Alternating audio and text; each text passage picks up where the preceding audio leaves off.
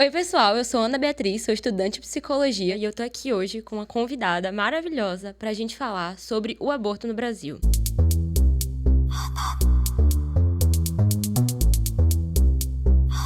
Eu sou a Aline, eu sou psicóloga, também sou professora de psicologia. E obrigada pelo convite de estar aqui hoje, porque eu acho que esse convite tem a ver com a minha trajetória de atuação como psicóloga, né? Trabalho nessa questão do aborto desde 2007 e hoje participo do Fórum Baiano daqui, de aborto legal. Então, acho que vai ser um momento excelente para a gente poder conversar sobre isso, ainda mais porque a gente tem acompanhado tantas notícias difíceis, polêmicas ou ditas polêmicas, que eu acho que parar um pouco para a gente poder pensar sobre essa temática e o que é a psicologia tem a ver com isso e o que é a saúde mental tem a ver com isso, acho que vai ser muito importante para a gente, né? Eu queria começar com uma pergunta assim que parece básica, parece algo que todo mundo sabe, mas é sempre bom reiterar, sempre bom trazer de novo, que seria o que é o aborto e o que significaria exatamente descriminalizar e legalizar o aborto aqui no Brasil. Parece super óbvio o que é aborto, mas, assim, a depender do ponto de vista, a gente pode até ter concepções diferentes. Juridicamente, por exemplo, pensar aborto tem a ver com tudo o que acontece antes do prazo previsto para o nascimento. Então, tudo o que acontece antes, toda a morte que acontece antes da gravidez chegar ao seu fim previsto, que seria ali entre as 38 e 41 semanas, seria aborto. Então, se a gente parar para pensar que uma perda fetal às 36 semanas, juridicamente, 28 semanas, 30 semanas, seria considerado aborto. Mas, dentro da medicina, a gente ouve a discussão do aborto muito relacionada a um momento específico, como se esse momento definisse exclusivamente. E tudo que vem depois, por exemplo, pode ser uma morte intraútero, uma perda intraútero, assim. Então, é diferente parar para pensar do ponto de vista clínico e do ponto de vista jurídico. Apesar de que, quando a gente vai para definições da OMS, a gente vê como essas definições se aproximam. Então, a gente pode ter uma discussão sobre o que seria um aborto espontâneo, um aborto induzido, uma morte fetal não planejada, não esperada pela mãe e pela equipe, e tudo isso ser compreendido como aborto, e não apenas um ato voluntário que induz a morte do feto no período específico até 20 semanas, por exemplo, que tem sido uma grande polêmica. Então, temos que olhar para isso com calma, porque até a definição tem momentos que não há um grande consenso. E como tem muito tabu, muitas questões que são religiosas, sociais, em torno disso, a própria definição fica escorregadia. Então, por isso que a sua pergunta ela não é tão boba, porque, na verdade, a gente tem dificuldade mesmo de chegar a um consenso, e quando chegamos a esse consenso, a gente tem muita dificuldade de partilhar ele, de tornar ele mais comum, mais acessível para todas as pessoas. E aí a gente também precisaria pensar sobre o que então a gente faz em relação à questão do aborto. Então, no Brasil, ele é uma prática criminalizada. Então, quando uma mulher realiza o aborto, a não ser em algumas situações específicas, ela é compreendida como realizando um crime. Então, no Brasil, o aborto é criminalizado. Em alguns países, ele pode não ser autorizado, mas a pessoa também não é punida por isso, portanto, ele não é criminalizado. Já em outros países, ele não é nem criminalizado, nem impedido. Ele é organizado dentro de uma determinada circunstâncias, então até tantas semanas, tudo mais, é possível realizar o aborto, ele é permitido pela lei. Então, ele é legalizado. Então, a gente tem a criminalização, a descriminalização e a legalização. O que a gente tem visto aqui é o quanto as unidades de saúde, sejam elas os hospitais, as unidades básicas que fazem aquele primeiro atendimento, o quanto essas instituições de saúde estão sendo compreendidas como locais para identificação do crime do aborto e, portanto, de denúncia das mulheres e pessoas que gestam, que realizaram o aborto. E um lugar onde a polícia pode ser acionada para chegar a qualquer momento. Então, essa é a grande dificuldade também que a gente tem vivido no Brasil. Então, a gente tem unidades, que são unidades de saúde, de cuidado, de tratamento, que estão sendo compreendidas pelas diversas instâncias, por exemplo, pelo governo, pela polícia, como lugares de atuação policial. E temos, então, um risco de nós, profissionais de saúde, nos vermos como também tendo um papel de caça às bruxas, digamos assim, e de denunciar e de querer esperar a polícia para que ela chegue para atuar em relação a essa mulher. O que é extremamente polêmico, não só pelo nosso papel, que não é esse, como também pelo fato de que quantas vezes mulheres que perderam espontaneamente são compreendidas como pessoas que provocaram, que induziram o aborto.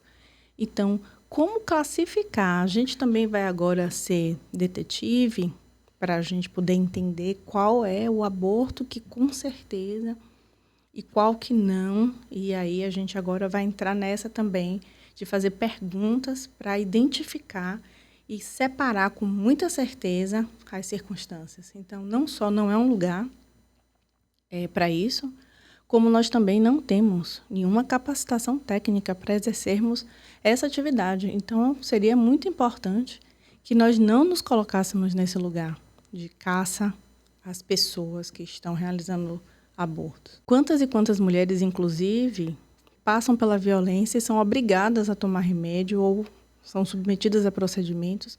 Elas não desejam realizar o aborto, mas a circunstância em que estão, elas são obrigadas a realizar isso. Então, assim, são muitas as circunstâncias, são muitas as dificuldades.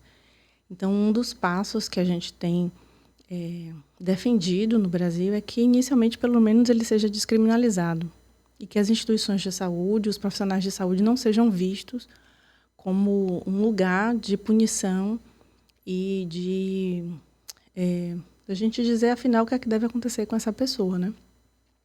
Você trouxe várias definições aí do que é aborto, não existe um consenso exato.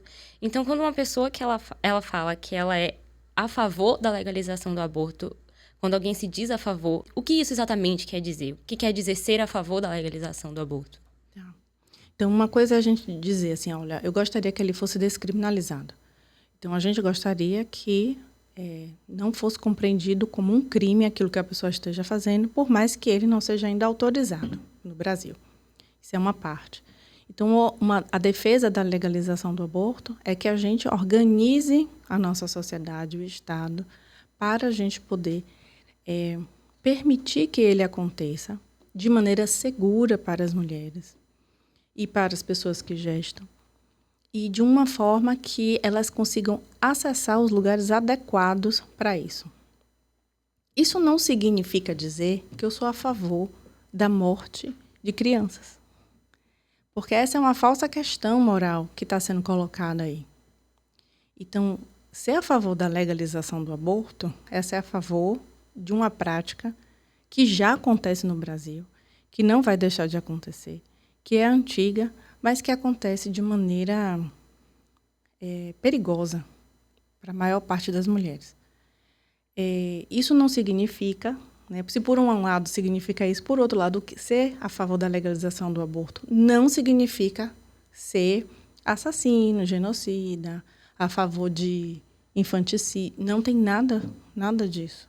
Então, se você for parar para observar as pessoas que estão defendendo essa pauta, são pessoas também que defendem os cuidados às crianças, que são pessoas que defendem o direito dessas crianças. Então, não é uma pauta que vai falar contra a existência de bebês e crianças, mas é uma pauta que reconhece que esse já é um fato no Brasil.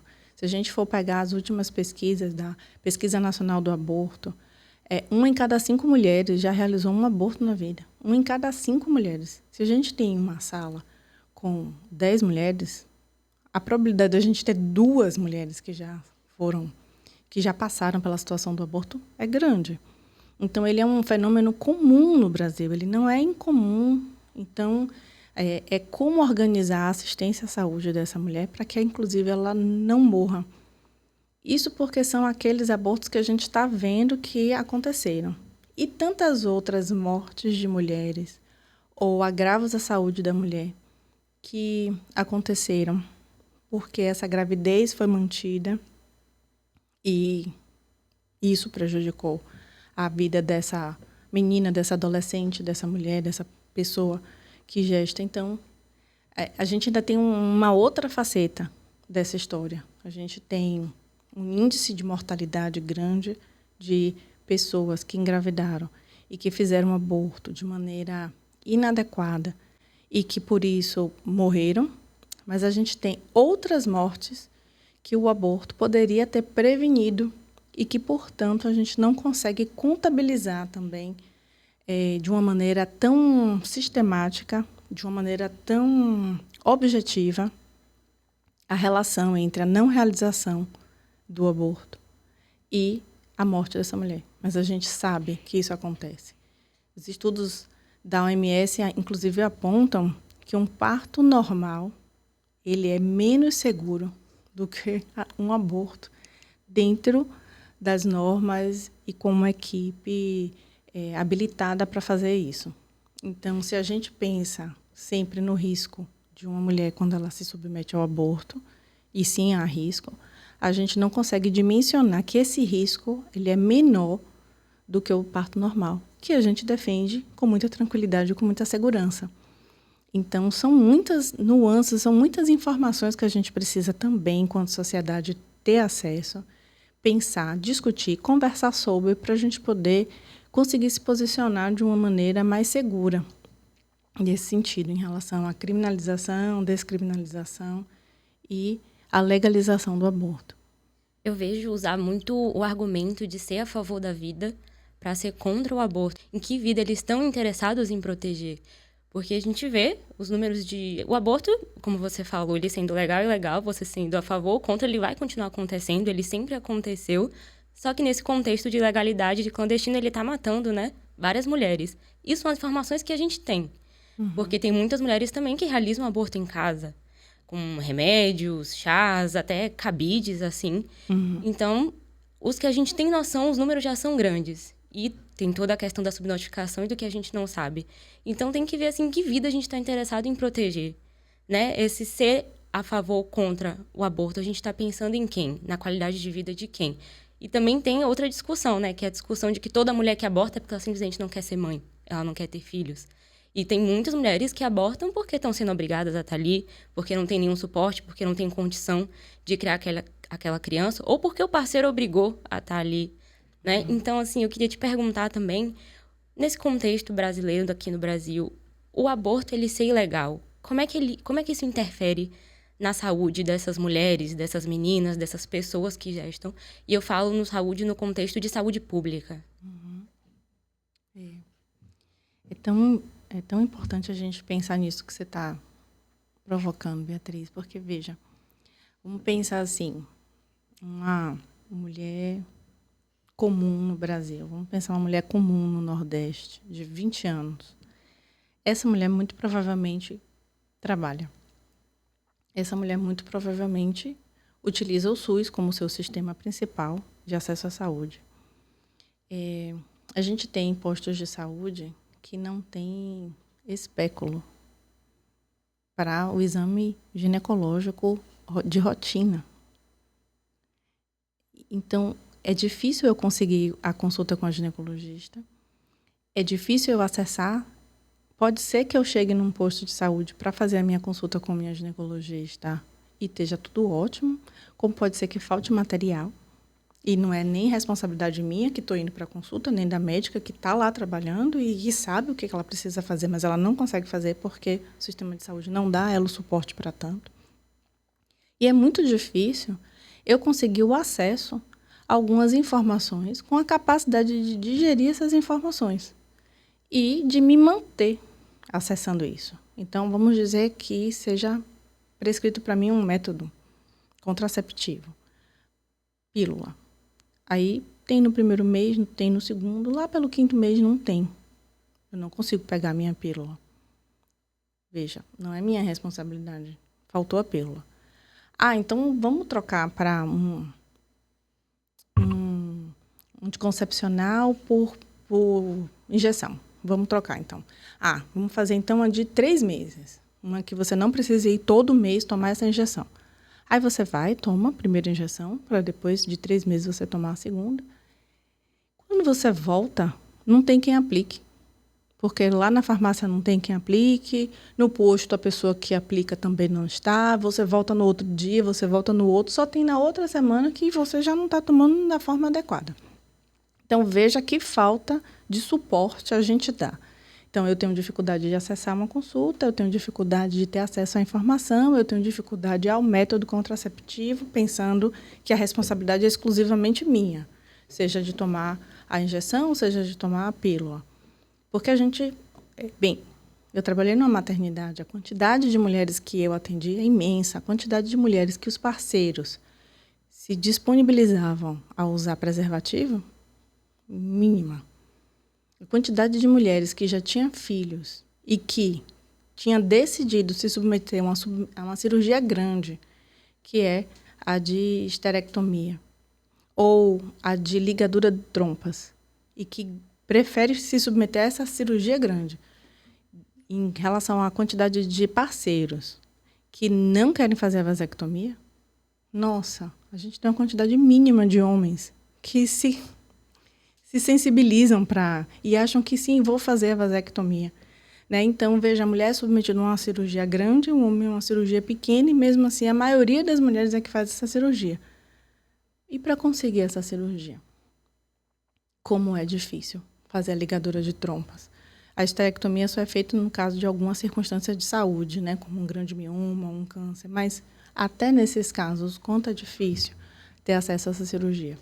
Então, a gente está num sistema de saúde que joga contra a saúde dessa mulher, no que significa essa saúde reprodutiva.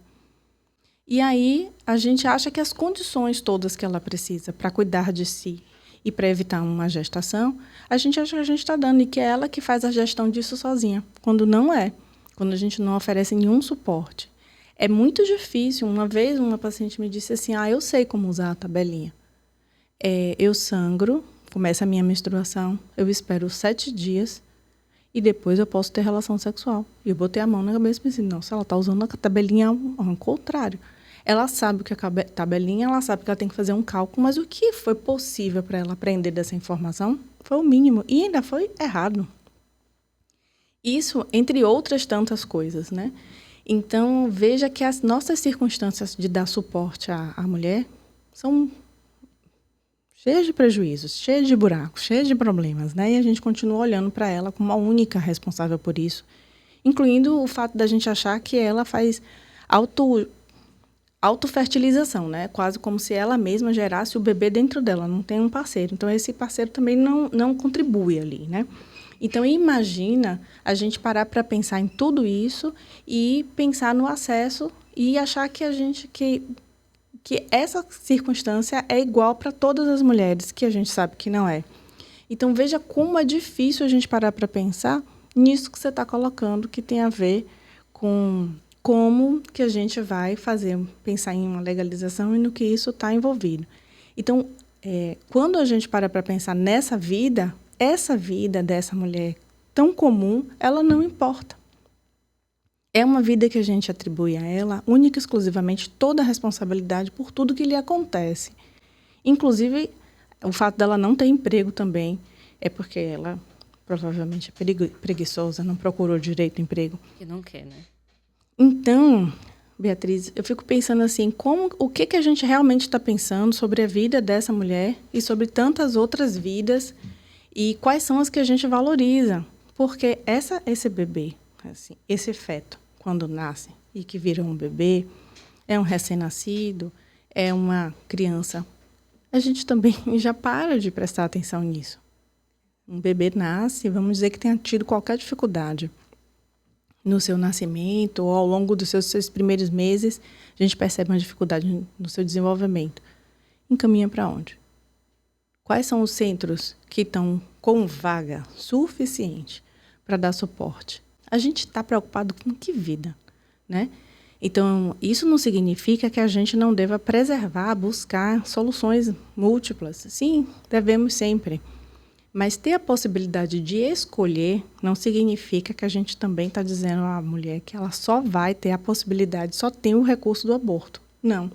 Mas olha quantos outros recursos a gente tirou dela ao longo de todos esses anos de cuidar da sua saúde. Eu não sei se tudo isso que eu fui falando ajudou você a pensar. Se realmente eu atendi a isso que você estava perguntando, mas é uma pergunta que me faz ir muito longe. Não sei se eu fui longe demais nessa história, né? As pessoas, elas fazem muito barulho para a questão do aborto, né? A gente vê muita manifestação, a gente vê muita discussão, muita briga.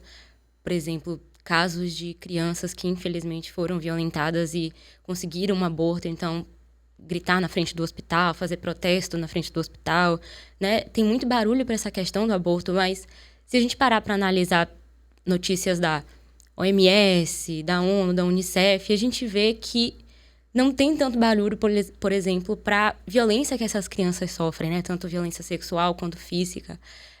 Crianças em situação de trabalho análogo à escravidão. Então, assim, é aquilo que eu falei, né? Quando se pensa em que vida, ser pró-vida, né? Como eu falo, em que vida as pessoas estão interessadas em salvar? É uma vida só dentro daquele útero. A partir do momento que sai do útero, é a responsabilidade da mulher, como você falou. A mulher que se vire para criar porque foi ela que quis fazer.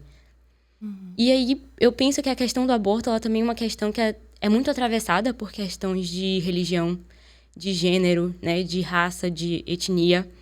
E aí, eu queria te perguntar também, assim, quem são os maiores prejudicados, né? Quem são as pessoas que são prejudicadas com essa criminalização do aborto? Se a gente for parar para pensar quem é a mulher que aborta, ela é uma mulher comum. Ela é qualquer mulher. Mas a gente pode pensar também o que é mais comum. Dentro desse fenômeno comum, o que termina se repetindo mais? Então, é mais comum em mulheres jovens, o que não significa que mulheres depois dos 30 também não passem pelo aborto, mas é comum em mulheres mais jovens.